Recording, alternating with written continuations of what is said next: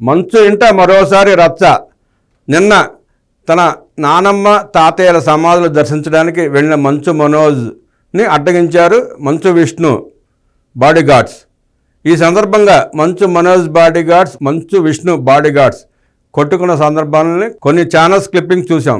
ఈ సందర్భంగా పోలీసులు అడ్డగించడంతో మంచు మనోజ్ నారావారిపల్లెల్లి లోకేష్తో సమావేశమయ్యారు. సినీ నటుడు మంచు మనోజ్ మంత్రి నారా లోకేష్తో భేటీ అయ్యారు. మనోజ్ కుటుంబ సమేతంగా హైదరాబాద్ నుంచి రేణిగుంట విమానాశ్రయానికి చేరుకున్నారు.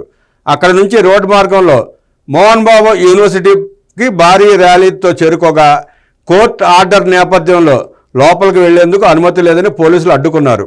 పోలీసుల సూచనతో వెనుదిరిగిన మనోజ్ నేరుగా నారావారిపల్లి వెళ్లారు. భార్య మౌనికతో కలిసి లోకేష్తో సమావేశమయ్యారు.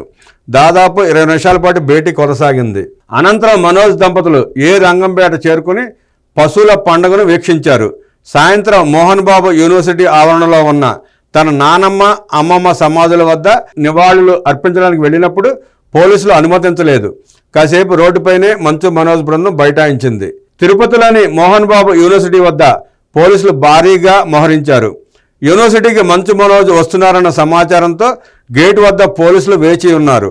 ఇప్పటికే యూనివర్సిటీలో మోహన్ బాబు, మంచు విష్ణు ఉండడంతో ఎలాంటి గొడవలు జరగకుండా పోలీసులు అప్రమత్తమయ్యారు. కాలేజీ పరిసర ప్రాంతాల్లోకి ఎవరిని అనుమతించలేదు. గేట్లను కూడా మూసివేశారు.